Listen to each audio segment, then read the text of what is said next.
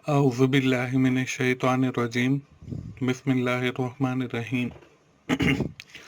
अस्सलाम वालेकुम दोस्तों, मैं हूं मोहसिन रज़ा और आप लोग देख रहे हैं 24/7 टीचर्स ऑनलाइन। दोस्तों, क्लास चल रही है हमारी फाइनेंशियल मैनेजमेंट की और आज उस सीरीज़ का हमारा 23rd लेक्चर है। दोस्तों, आज की क्लास में हम लोग बात करने वाले हैं रिस्क एंड रिटर्न की। हम ये देखेंगे कि रिस्क क्या होता है और उसका इफ़ेक्ट हमारी अल्टीमेटली शेयर या बॉन्ड की रिटर्न पर क्या असर पड़ता है। दोस्तों, हम ये भी देखेंगे कि कौन सी ऐसी वजूहात हैं जो रिस्क को क्रिएट करती हैं और हम इस आज की क्लास के अंदर ये भी देखेंगे कि हम रिस्क को कैसे मेजर करते हैं। तो चलिए आज की क्लास हम शुरू करते हैं और आज की क्लास शुरू करने से पहले हम लोग ये देख लेते हैं कि हमने पिछली क्लास के अंदर क्या चीज़ें कवर अप की थी। दोस्तों, पिछली क्लास के अंदर हमारी डिस्कशन शुरू हुई थी फेयर वैल्यू से और मार्केट प्राइस से। हमने ये देखा था कि फेयर वैल्यू में और मार्केट प्राइस में क्या फ़र्क होता है। उसके साथ ही हमने अपना डिविडेंड मॉडल के अंदर दो बहुत अहम जो मॉडल हैं, ज़ीरो ग्रोथ मॉडल और कांस्टेंट ग्रोथ डिविडेंड मॉडल, उसको भी देखा था।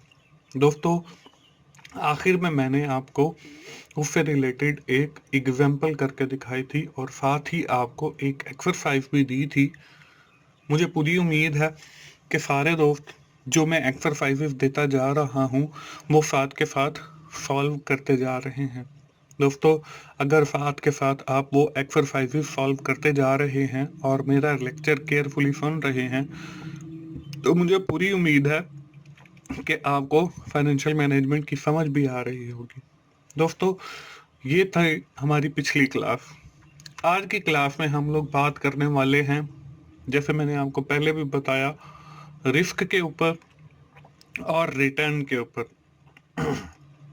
उसके साथ हम मार्केट के हवाले से भी कुछ बात करेंगे। दोस्तों, हमारी ये जो डिस्कशन है रिस्क एंड रिटर्न के हवाले से, ये हमारी सिंगल इन्वेस्टमेंट से है कि हमने एक ही कंपनी के शेयर या स्टॉक या बॉन्ड खरीदे हुए हैं और उसके हम रिस्क एंड रिटर्न की बात करेंगे। तो चलिए हम आज की क्लास की इब्तिदा करते हैं और सबसे पहले देखते हैं कि रिस्क बेसिकली होता क्या है। Risk, it is defined as the combination of danger and opportunities. ये बेसिकली डेंजर और अपॉर्चुनिटीज का कॉम्बिनेशन है। Risk is the combination of both. ये इन दोनों को मिलाने से बनता है। आसान अल्फाज में अगर कहें तो हम ये कह सकते हैं कि risk is the combination of threats and opportunities. ये खतरात और मौक़ों का नाम है, या हम थ्रेट की बजाय चांसेस भी लगा सकते हैं। तो रिस्क जो है, हम कह सकते हैं कि ये या तो कोई खतरा है या फिर कोई एक अपॉर्चुनिटी है जिसको हम अवेल करना चाहते हैं। यहां तक तो थी दोस्तों रिस्क की बात। अगली स्लाइड पे देखते हैं कि हमारे पास कितनी अक़साम के रिस्क होते हैं। दोस्तों, आपको स्क्रीन के ऊपर 3 किस्म के रिस्क नजर आ रहे हैं। दोस्तों, वैसे तो रिस्क की 2 ही अक़साम हैं। एक इसमें डाइवर्सिफाइएबल रिस्क होता है और दूसरा नॉन डाइवर्सिफाइएबल रिस्क होता है। तीसरा जो आपको मार्केट रिस्क नजर आ रहा है, ये बेसिकली हमारा नॉन डाइवर्सिफाइएबल रिस्क ही है, क्योंकि हमारे सिलेबस के अंदर हमें मार्केट रिस्क के बारे में बताया गया है, तो इसलिए मैंने उसको एज अ मार्केट रिस्क ही लिखा है। वैसे ये एक्चुअली नॉन डाइवर्सिफाइएबल रिस्क ही होता है। तो इसलिए हमारे पास जो है रिस्क की सिर्फ 2 ही अक़साम हैं, एक नॉन डाइवर्सिफाइएबल रिस्क और दूसरा नॉन डाइवर्सिफाइएबल रिस्क। हम इन दोनों को अलग अलग देख लेते हैं कि ये होता क्या है। Diversifiable risk if the risk can be avoided or eliminated by the diversification. Diversifiable risk से मुराद हमारा ऐसा रिस्क है जिससे हम बच सकते हैं, जिसको हम अवॉइड कर सकते हैं, जिसको हम एलिमिनेट कर सकते हैं बाय डाइवर्सिफिकेशन के जरिए।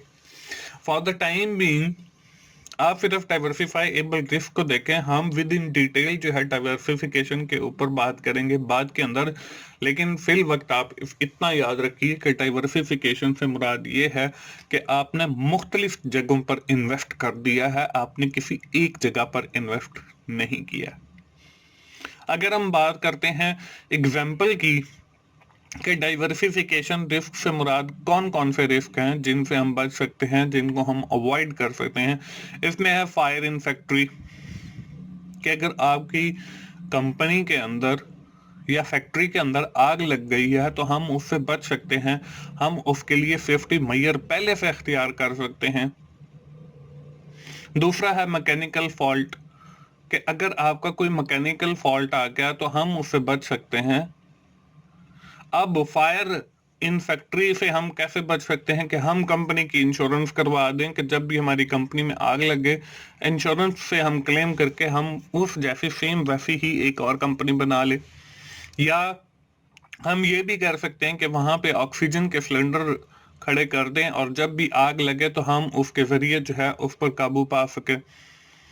इसी तरह मैकेनिकल फॉल्ट के ऊपर भी काबू पाया जा सकता है। तो ये है हमारा डाइवर्सिफाइबल रिस्क।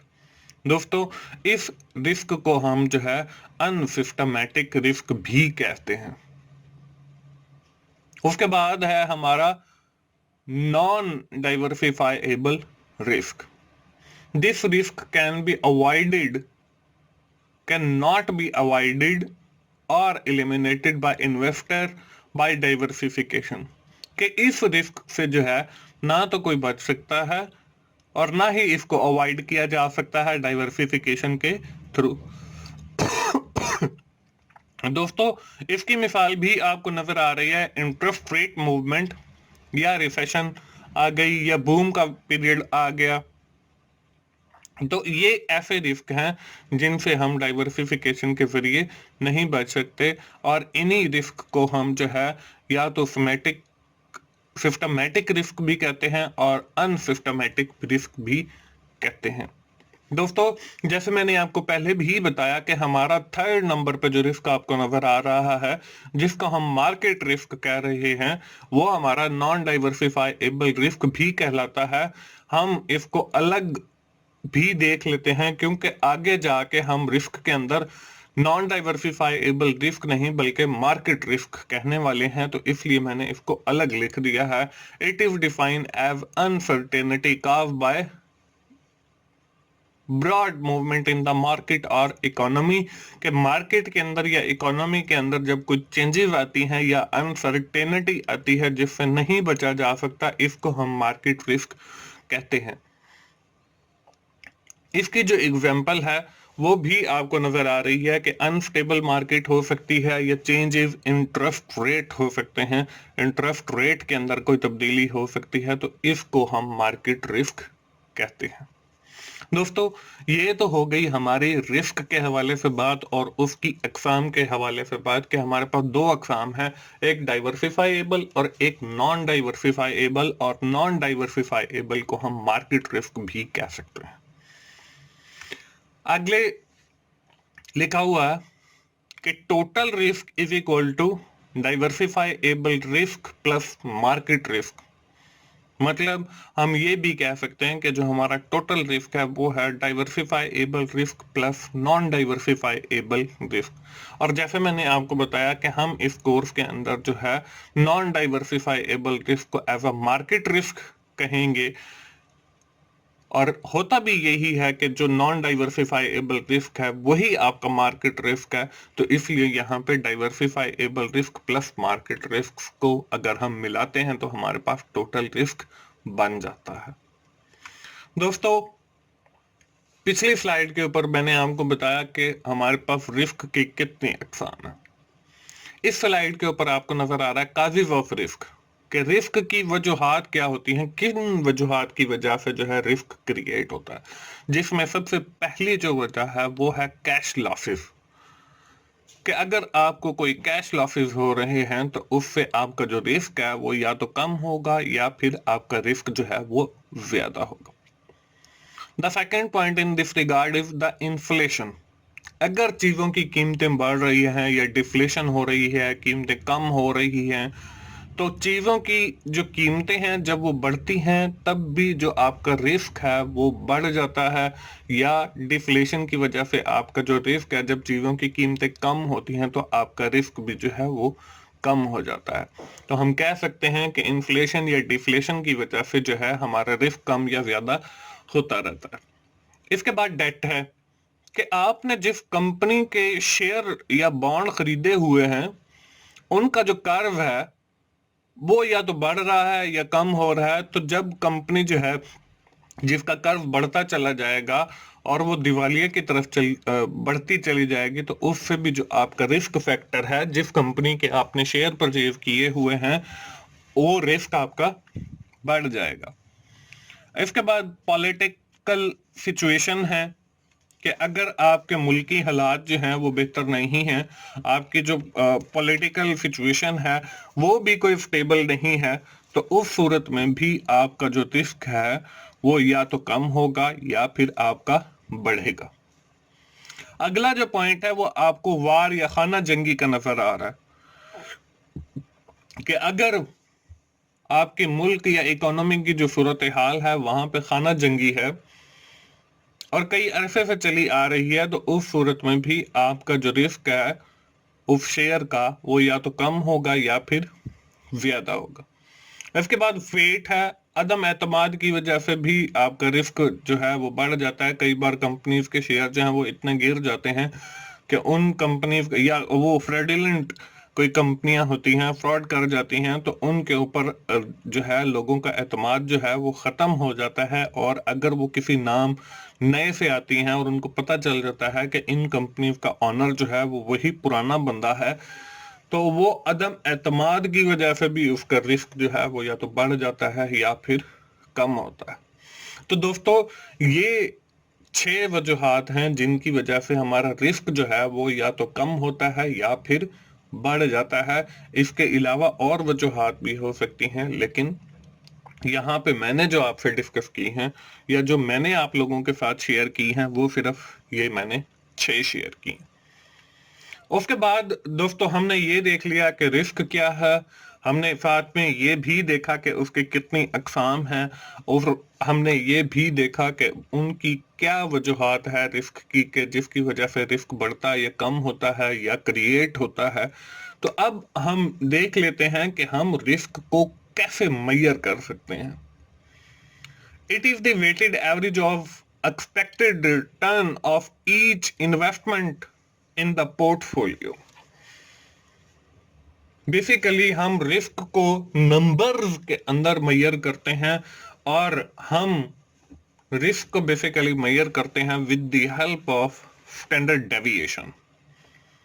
स्टैंडर्ड डेविएशन के जरिए हम रिस्क को मेजर करते हैं। और जब भी हम रिस्क को मेजर कर रहे हों हमें इन 4 चीजों को मद्देनजर रखना है। उसमें जो फर्स्ट वन है that is the stand alone risk और पोर्टफोलियो रिस्क, कि आपका जो स्टॉक है वो सिंगल स्टॉक है या पोर्टफोलियो है या कलेक्शन ऑफ स्टॉक है। इसके बाद जो दूसरी चीज हम देखते हैं वो ये देखते हैं कि ये इसके अंदर हमारा जो रिस्क है वो कौन सा रिस्क है, डाइवर्सिफाइएबल रिस्क है या हमारा मार्केट रिस्क, या जिसको हम नॉन डाइवर्सिफाइएबल रिस्क भी कहते हैं वो है। इसके बाद जो तीसरी चीज हम ये देखते हैं कि हमारा जो रिस्क है वो अर्निंग के ऊपर रिस्क है या हमने जो स्टॉक या शेयर या जो बॉन्ड खरीदा हुआ है उसकी प्राइस के हवाले से रिस्क है। इसके बाद जो आखिरी चीज है वो है time horizon for which you are measuring the risk, कि आप कितने अरसे का रिस्क मेजर कर रहे हैं। फॉर एग्जांपल हमने एक शेयर जो है वो 10 सालों के लिए खरीदा है, और when we are calculating the risk of that share, तो इट मींस कि we are calculating the 10 year time horizon risk, हम 10 साल का रिस्क जो है वो कैलकुलेट कर रहे हैं। तो इसलिए ये जरूरी है कि जब भी हम रिस्क कैलकुलेट करें तो उसमें हमें टाइम होराइजन का भी पता हो कि हम कितने अरसे का रिस्क जो है वो कैलकुलेट कर रहे हैं। तो हम जब भी रिस्क कैलकुलेट करते हैं उसके लिए हम स्टैंडर्ड डेविएशन यूज करते हैं। वैसे तो वेरिएंस भी यूज किया जाता है, लेकिन हम इस कोर्स के अंदर जो है वो स्टैंडर्ड डेविएशन पढ़ रहे हैं। वेरिएंस को भी हम यूज कर सकते हैं रिस्क की मेजरमेंट के लिए। तो दोस्तों, जब भी हमने रिस्क को मेजर करना है उसमें हमने ये 4 बातें जहन नशीन रखनी है और स्टैंडर्ड डेविएशन के जरिए हमने रिस्क को मेजर करना है। दोस्तों, अगली स्लाइड के ऊपर आपको एक चीज नजर आ रही है जिसको हम कह रहे हैं टाइप्स ऑफ मार्केट। मार्केट के बारे में तो हमने पहले भी पढ़ा है। हमने देखा था कि हमारे पास जो है मार्केट ऐसी प्लेस है जहां पे हमारे शेयर सेल होते हैं या परचेज होते हैं। उसमें हमने 2 किस्म की मार्केट पढ़ी थी, एक प्राइमरी मार्केट पढ़ी थी और एक सेकेंडरी मार्केट पढ़ी थी।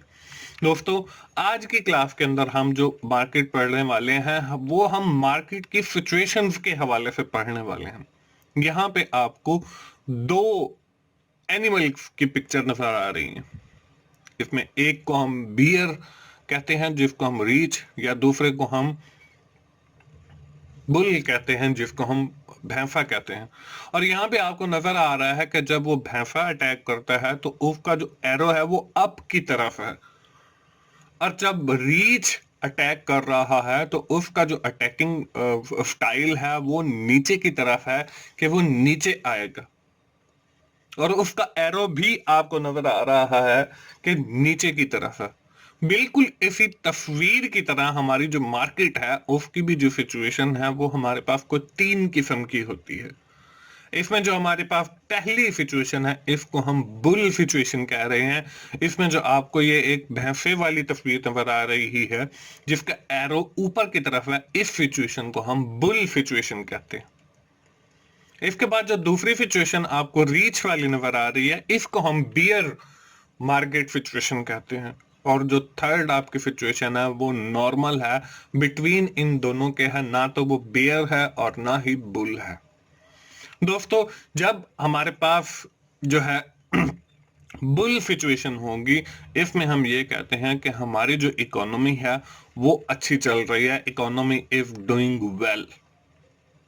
और इसी तरह जब हमारे पास बियर की सिचुएशन होगी हम ये कहते हैं economy is not doing well, कि इकोनॉमी जो है वो अच्छी नहीं चल रही है। इसको आसान अल्फाज में अगर हम कहें तो हम ऐसे भी याद रख सकते हैं कि जो हमारी बुल मार्केट सिचुएशन है इसका मतलब यह है प्राइसेस गोइंग अप, कि हमारा जो स्टॉक है, हमारा जो शेयर है, उसकी जो कीमतें हैं वो ऊपर जा रही हैं, वो बढ़ रही हैं।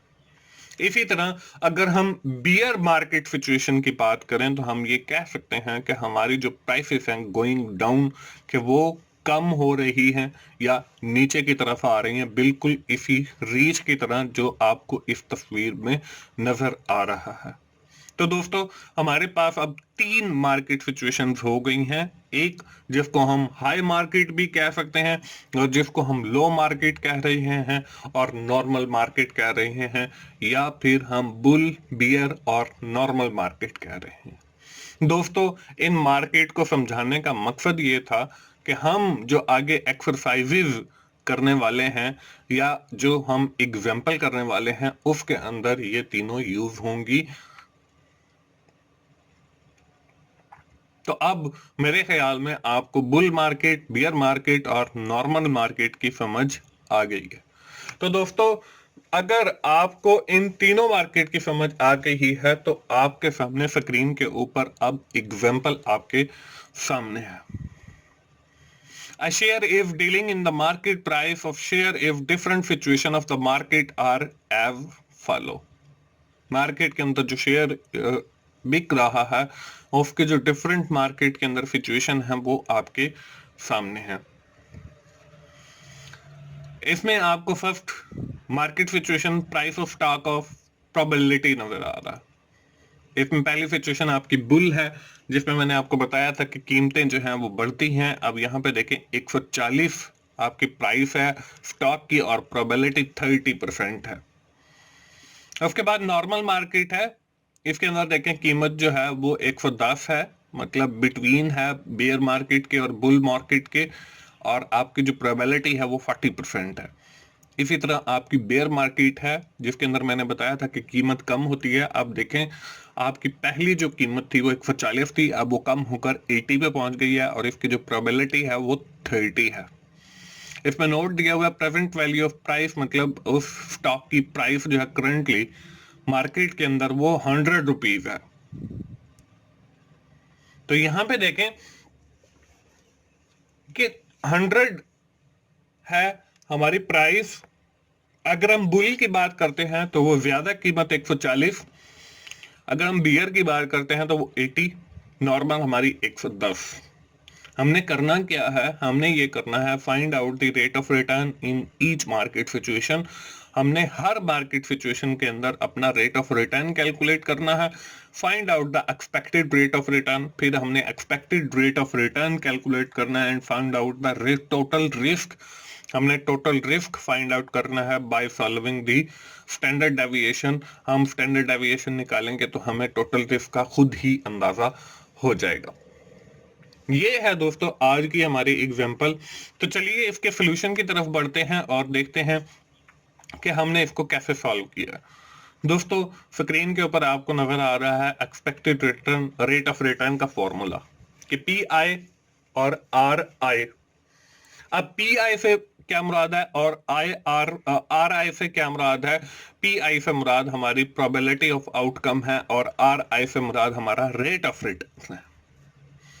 इसके बाद आपको जो है इसको और मजीद वजाहत के लिए फॉर्मूला जो आपको नजर आ रहा है P1 मतलब प्रोबेबिलिटी 1 और R1 रेट ऑफ रिटर्न 1 है, प्लस P2 प्रोबेबिलिटी 2 और फिर हमारी R2 हमारा रेट ऑफ रिटर्न 2 और फिर प्लस 3 हमारी प्रोबेबिलिटी 3 और फिर R3 हमारा रेट ऑफ रिटर्न 3। इसका मतलब ये है कि ये इसी तरह चलता जाएगा, जितने हमारे पास सिचुएशंस होंगी वो सारी ऐसे ही। हमारी 3 सिचुएशन है बुल बियर एंड नॉर्मल, तो यहाँ पे हमारी 3 आ गई। इसके बाद आपको स्क्रीन के ऊपर रेट ऑफ रिटर्न का फॉर्मूला नजर आ रहा है, that is equal to P1 price 1 और फिर माइनस P0 आपकी जो प्रीवियस प्राइस है उसको हम P0 से रिप्रेजेंट करते हैं और जो हमारी करंट प्राइस होती है उसको हम P1 से रिप्रेजेंट करते हैं, divided by P0 previous price. तो इससे हमारा रेट ऑफ रिटर्न निकल आता है। दोस्तों P1 current price of stock, P0 ये हमारी प्राइस ऑफ स्टॉक या प्रीवियस प्राइस ऑफ स्टॉक भी हम इसी को कहते हैं। ये दो फॉर्मूलाज हैं जिसके जरिए हम एक्सपेक्टेड रेट ऑफ रिटर्न और रेट ऑफ रिटर्न निकालेंगे, जो हमारी इस एग्जांपल की दो फर्स्ट रिक्वायरमेंट है। तो चलिए जी हम सबसे पहले देखते हैं रेट ऑफ रिटर्न को। रेट ऑफ रिटर्न में देखें आपको ये तीनों सिचुएशन भी नजर आ रही हैं जो हमें क्वेश्चन के अंदर दी गई है, और अगली कॉलम के अंदर आपको रेट ऑफ रिटर्न लिखा हुआ नजर आ रहा है। रेट ऑफ रिटर्न का फॉर्मूला जो है P1 minus P0 divided by P0 है। तो अभी देखें हमारी जो करंट प्राइस है वो 140 है और एक्चुअल जो हमारी प्राइस है उस स्टॉक की वो 100 थी, जो हमें क्वेश्चन के अंदर गिवन थी। वो हमने माइनस 100 किया डिवाइडेड बाय 100, तो हमारे पास जो जवाब है रेट ऑफ रिटर्न वो 40% आया। 140 में से 100 माइनस किया 40 डिवाइडेड बाय 100, तो ये हमारे पास 0.40 आ जाएगा। तो उसको जब हम 100 से मल्टीप्लाई करेंगे तो हमारे पास 40% जो है वो जवाब आ जाएगा। इसी तरह अगर हम दूसरी नॉर्मल मार्केट सिचुएशन के ऊपर जाते हैं तो वो हमारा 110 माइनस 100 और डिवाइडेड बाय 100 आएगा, जो आपको स्क्रीन के ऊपर नजर भी आ रहा है। According to the formula P1 हमारे पास 110 है और माइनस P0 100 आएगा और डिवाइडेड बाय P0 100, तो ये हमारे पास 10% बनता है। इसी तरह अगर हम third market situation beer market के ऊपर जाते हैं तो वो हमारा 80 माइनस 100 और डिवाइडेड बाय 100, तो ये हमारा माइनस 20% आता है। अब देखें ऊपर वाली जो दो वैल्यूज हैं वो प्लस के साथ हैं और नीचे वाली जो वैल्यू है वो हमारी माइनस में आ गई है, -20%। ये हमारा रेट ऑफ रिटर्न कैलकुलेट हो गया, जो हमारी एग्जाम्पल की फर्स्ट रिक्वायरमेंट थी। अगली जो रिक्वायरमेंट थी वो ये थी कि हमने expected rate of return calculate करना था। अब expected rate of return calculate करने का मैंने आपको बताया है कि फॉर्मूला है P1 into R1 plus P2 into R2 plus P3 और इंटू R3। अब देखें हमारे पास जो P1 की प्रोबेबिलिटी है वो 30% है, तो 30% आ गया। और जो उसका रेट ऑफ रिटर्न है 1 का, वो देखें 40% निकला है, तो हमने 40% लिख दिया। प्लस हमारे पास प्रोबेबिलिटी 2 देखें हमारे पास ये 40% है, और हमारे पास रेट ऑफ रिटर्न 2 जो है वो 10% है, ये 10% यहाँ पे आ गया। प्लस हमारे पास P3 जो है वो हमारे पास 30% है, और इनटू हमारे पास इसका जो रेट ऑफ रिटर्न है वो -20% है, तो -20% आ गया। अब इन सब की परसेंटेज खत्म करने के लिए मैंने 100 से डिवाइड किया, तो हमारे पास 0.30 इंटू 0.40 प्लस 0.40 इंटू 0.10 और प्लस 0.30 इंटू -0.20 आ गया। जब हमने इनको आपस में मल्टीप्लाई किया तो हमारे पास 0.12 प्लस 0.04 और प्लस -0.06। जब हमने इनको फर्दर सॉल्व किया तो हमारे पास 0.10 आ गया। जब हमने 0.10 को जो है मल्टीप्लाई बाय 100 किया परसेंटेज में कन्वर्ट करने के लिए, तो हमारे पास 10% जो है वो एक्सपेक्टेड रेट ऑफ रिटर्न आ गया। और इसके साथ ही हमारी जो दो फर्स्ट वाली रिक्वायरमेंट है वो कंप्लीट हो जाती है। इसके बाद हम लोग अपना रिस्क कैलकुलेट करते हैं with the help of standard deviation, जो कि हमारी एग्जांपल की थर्ड रिक्वायरमेंट है। इसमें दोस्तों देखें, ये वही है जो हमने पिछली स्लाइड के ऊपर कैलकुलेट किया है, रेट ऑफ रिटर्न। उसके बाद एक्सपेक्टेड रेट ऑफ रिटर्न जो है वो हमारे पास 10% आ गया। अब हम स्टैंडर्ड डेविएशन कैलकुलेट करते हैं। स्टैंडर्ड डेविएशन का फॉर्मूला आपको स्क्रीन के ऊपर नजर आ रहा है, जिसमें है sigma are I minus angle bracket के अंदर आर आई और उसकी रेज टू द पावर 2 और मल्टीप्लाई बाय पी आई। अब इसके अंदर हम वैल्यूज पुट करते हैं। यहां पे देखें आपको आर आई 40, हमारा जो फर्स्ट रेट ऑफ रिटर्न है वो 40 है, और माइनस आर आई, ये जो एंगल ब्रैकेट के अंदर लिखा हुआ नजर आ रहा है, इसका मतलब यह एक्सपेक्टेड रेट ऑफ रिटर्न वो हमारे पास 10% है, तो वो हमने 10 लिखा और उसकी रेज टू द पावर 2 आ गया। इसी तरह मल्टीप्लाई बाय हमारा प्रोबेबिलिटी हमारी 30% है। इसकी जब यहां पे मैंने जो है परसेंटेज खत्म करके लिखा है और यहां पर आना भी खत्म करके है, तो 40% की जब हमने परसेंटेज खत्म की तो डिवाइडेड बाय 100 किया, तो वो 40। उसके बाद ये 10 हमारा आ गया। उसके बाद ये 30 हमारा 0.30 आ गया। इसी तरह आगे प्लस 10 जो है हमारा ये रेट ऑफ रिटर्न है, और 10 ये हमारा एक्सपेक्टेड रेट ऑफ रिटर्न है, तो 10 माइनस 10 हमारा ये आ गया, उसकी रेज टू द पावर 2 और मल्टीप्लाई बाय 0.4 जो है हमारी प्रोबेबिलिटी आ गई। इसी तरह प्लस -20 हमारा जो है ये रेट ऑफ रिटर्न है, -10 जो है वो हमारा माइनस जो है वो फॉर्मूले वाला है, और 10 जो है हमारा एक्सपेक्टेड रेट ऑफ रिटर्न है और उसकी रेज टू द पावर 2 और फिर मल्टीप्लाई बाय उसकी प्रोबेबिलिटी वो 0.3 आ गई। इसको जब हमने फर्दर सॉल्व किया तो हमारे पास देखें 40 में से 10 गए, 30 बच गए और उसकी रेज टू द पावर 2 और मल्टीप्लाई बाय 0.3। और जब हमने 10 में से 10 को माइनस किया तो हमारे पास 0 आ गया और उसकी raise to the power 2 multiply by 0.4 और प्लस ये देखें -20 और -10 जो है वो -30 हमारे पास जो है वो बन जाता है 30 रेज टू द पावर 2 और 0.3 आ गया। इसके बाद हमारे पास देखें यहाँ पे 30 की जब हमने रेज टू द पावर 2 ली तो हमारे पास जो है वो 900 आ गया, और इंटू 0.3 और यहाँ पे 0 और 0.4 जो है वो इसके साथ मल्टीप्लाई हो रहा है, और 900 और 0.3 हमारे पास आ गया। इसके बाद हम फर्दर जब कैलकुलेट करते हैं तो ये हमारे पास 270 आ गया, और 0 को जब हम मल्टीप्लाई 0.4 के साथ करेंगे तो वो 0 आएगा, और 900 को हम जब मल्टीप्लाई बाय 0.3 करेंगे तो वो भी 270 आएगा। अब यहां पे देखें, हमारे पास -20 है और -10 है, तो ये हमारे पास -30 बनता है। यहाँ पे माइनस की साइंबल नहीं आ रही, तो ये गलती मुझसे हुई है, तो आपने यहाँ पे माइनस लगा लेनी है। तो जब हम -30 और -30 को आपस में मल्टीप्लाई करेंगे तो वो हमारे पास प्लस का 900 आएगा, तो इसलिए यहाँ पे प्लस का आ रहा है, और उसके बाद ये 270 आ गया। जब हमने इन दोनों वैल्यूज को ऐड किया तो हमारे पास 540 आ गया। 540 का जब हमने स्क्वायर रूट लिया तो वो हमारे पास देखें 23.23% जवाब आ गया। ये है हमारी टोटल स्टैंडर्ड डेविएशन। दोस्तों, इस तरीके से हमारी एग्जाम्पल सॉल्व हो जाती है। दोस्तों, हमने एग्जाम्पल तो सॉल्व कर ली, लेकिन हमें यह नहीं पता कि रिस्क क्या है इसमें। तो इसमें देखें, actual return will lie with in -1 standard deviation and plus standard deviation. इसका मतलब ये है कि हमारा जो जवाब आया है वो हमारी उसकी एक वैल्यू जो है वो प्लस की है और एक वैल्यू जो है वो माइनस की है। अब देखें, हमारा जो एक्सपेक्टेड रेट ऑफ रिटर्न है वो है 10।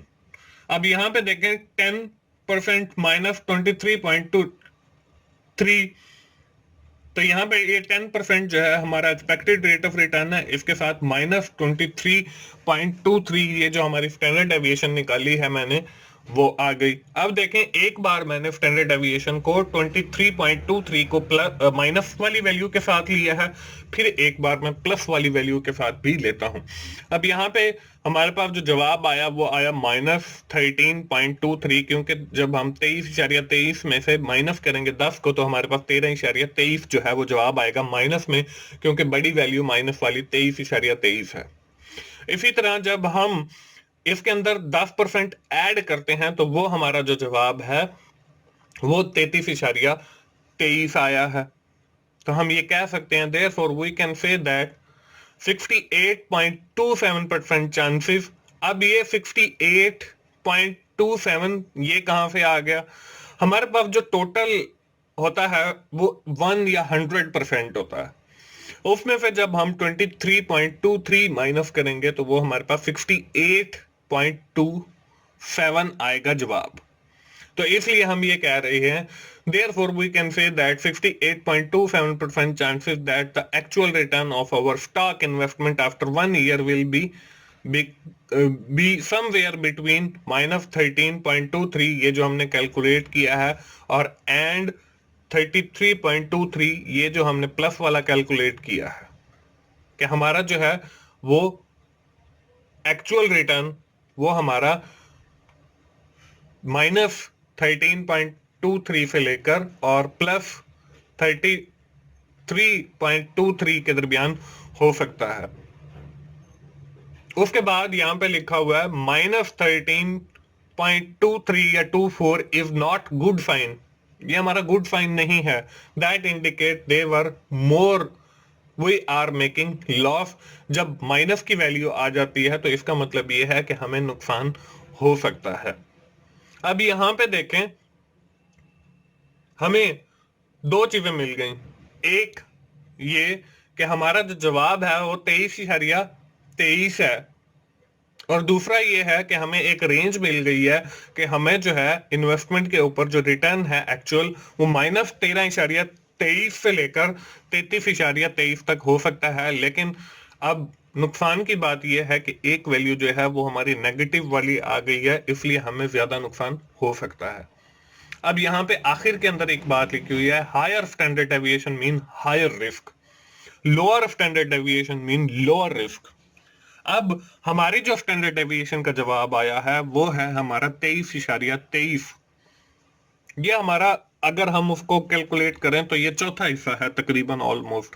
तो ये हमारी जो स्टैंडर्ड डेविएशन है वो हमारी लो है, हायर नहीं है, तो इसलिए हमारा जो इसके अंदर रिस्क है वो लो होगा। लेकिन जो माइनस की रेंज हमें इंडिकेट कर रही है कि इसमें आपको लॉस भी हो सकता है। तो दोस्तों, ये था हमारा कंक्लूजन कि अगर हमारी स्टैंडर्ड डेविएशन जो है वो हायर आती है, मतलब 30% से अबव आती है, तो इसका मतलब ये है कि आपकी जो स्टैंडर्ड डेविएशन है, आपका जो रिस्क है वो हाई है, और जब आपका रिस्क हाई होगा तो आपको रिटर्न भी हाई होगा। जब आपका रिस्क जो है वो लो होगा, मतलब स्टैंडर्ड डेविएशन जो है वो लो होगी, तो आपका रिस्क भी लो होगा, और जब रिस्क लो होगा तो आपका जो रिटर्न है वो ऑटोमेटिकली लो होगा। दोस्तों, ये थी हमारी आज की क्लास, और आज की क्लास खत्म करने से पहले आपको एक्सरसाइज जो है वो स्क्रीन के ऊपर नजर आ रही है, वही सेम ऑलमोस्ट एक जैसी ही एक्सरसाइज है जैसे मैंने आपको सॉल्व करके दिखाई है। इसमें 3 मार्केट सिचुएशन है, और जो प्राइस है स्टॉक की वो 160 है, 150 और 100 है। प्रोबेबिलिटी 40%, 30% और 40% है, और जो करंट प्राइस है वो 120 है। आपने भी वही तीनों चीज़ें कैलकुलेट करनी है। रेट ऑफ रिटर्न कैलकुलेट करना है, expected rate of return calculate करना है, और आपने स्टैंडर्ड डेविएशन कैलकुलेट करके ये बताना है कि आपका जो स्टॉक है वो मोर रिस्की है या लेस रिस्की है। दोस्तों, मुझे उम्मीद है आज की क्लास की आपको समझ आ गई होगी। दोस्तों, अगर आपको मेरी वीडियोस अच्छी लग रही हैं तो उन्हें लाइक कीजिए, उन्हें अपने दोस्तों से शेयर कीजिए, और कमेंट्स की सूरत में अपना फीडबैक दीजिए, और मेरा चैनल 24/7 टीचर्स ऑनलाइन सब्सक्राइब कीजिए। मोहसिन भाई को इजाज़त दीजिए, मिलते हैं अगली क्लास में। थैंक यू वेरी मच दोस्तों, अल्लाह हाफिज़।